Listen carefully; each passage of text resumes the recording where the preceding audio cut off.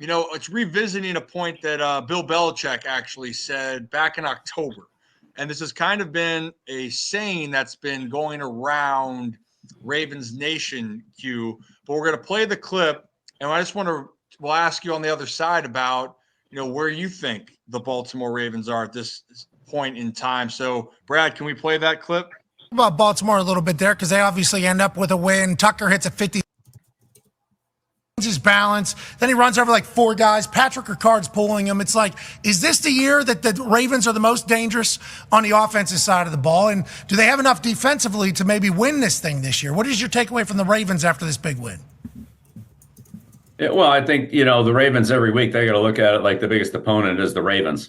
They just can't let themselves beat themselves. They can't let the Ravens beat the Ravens. So I think if they can do that, like the fumble, the turnover that Lamar had, that wasn't anybody's fault but theirs. And so they've had some of those. That's looked like some coverage miscommunication and bust there. You don't give up a lot of yardage and a lot of points against Cincinnati. Obviously need to tighten that up. But when they're hitting on all cylinders, when they've got it going right, it really looks good. They just got to find that consistency and eliminate some of the things that they've done that put themselves in a hole more than what the opponents have done to them. So I'm sure that's the focus there. Take care of our business.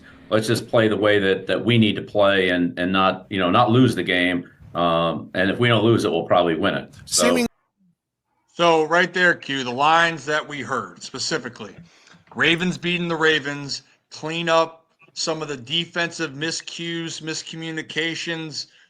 Going in now, they're 12-5. The defense looks like they're firing on all cylinders. Do you agree with Bill? Looking back now, I guess now it's 2.5 months later. Is that your assessment, or what is your assessment of the Baltimore Ravens? Right. So the season is now concluded. You have the 3rd spot in the playoff seeding. You're going to have a home game. You won the AFC North. Last year, obviously can't undo last year and bring it back, but you can learn from it. And I think this year and last year, you get a picture of what the Ravens are all about. You got a team that as a coordinator that is in his 2nd year, that clearly elevated his game when it came to helping out your franchise quarterback. Your franchise quarterback elevated his game from a cerebral standpoint and given himself a chance to really just take control over other teams' defenses rather than trying to just manipulate the offense. You got guys as far as people around him that really understand their roles and their importance, whether it be Justice Hill, whether it be King Henry, whether it been at small points in time, Isaiah Likely, at big points in time with Zay Flowers, with Rashad Bateman, at big points in time, Mark Andrews. You have an offensive line that kind of has gone through, its growing pains throughout the entire season. And, whether Pat McCary is the guy or not the guy, or, Daniel Fa'alele, are we giving credence to his alternate as a Pro Bowler? There are times where you're like, oh my God, he just dominated that guy. And then you see a guy, maybe speed rushing him and, just going around a corner because his hips aren't fast enough to be able to control a dude. Those are offensive thoughts that I have as far as the good and the bad. You flip it over on the defensive side of the ball, and to Bill's point, you had a defense that, the Ravens will beat the Ravens. In other words, you should not have ever lost that Cleveland game way back late in the season where you're just dropping Jameis Winston picks. And you catch those. Heck, Kyle Hamilton just catches one. Darius Washington catches one. You're looking at a situation where you're not even worrying about, the Cleveland Browns, and you've swept them. You look at the game in which you had the Pittsburgh Steelers at Pittsburgh. From a scheme standpoint, you played extremely well, but unfortunately, you couldn't get that necessary turnover that put you in a position to win the game. Or you look at it in a scenario where you have guys not being on the same page with one another. But you had a team meeting that said enough is enough. And Zach Orr and other guys like Roquan Smith, Marlon Humphreys, you had guys where EDC is going to have to get rid of an Eddie Jackson. You're going to have to bench a Marcus Williams, bench a Trenton Simpson. You put yourself in a position where you're like, all right, to Bill's point, We can't beat ourselves.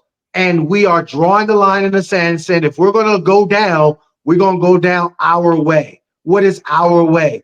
Being a little bit more creative, hanging your hat on Mark Andrews, on Derrick Henry, allowing Lamar to get cursed out by his mom. And all of a sudden, next thing you know, he's doing some strategic taking off down the football field.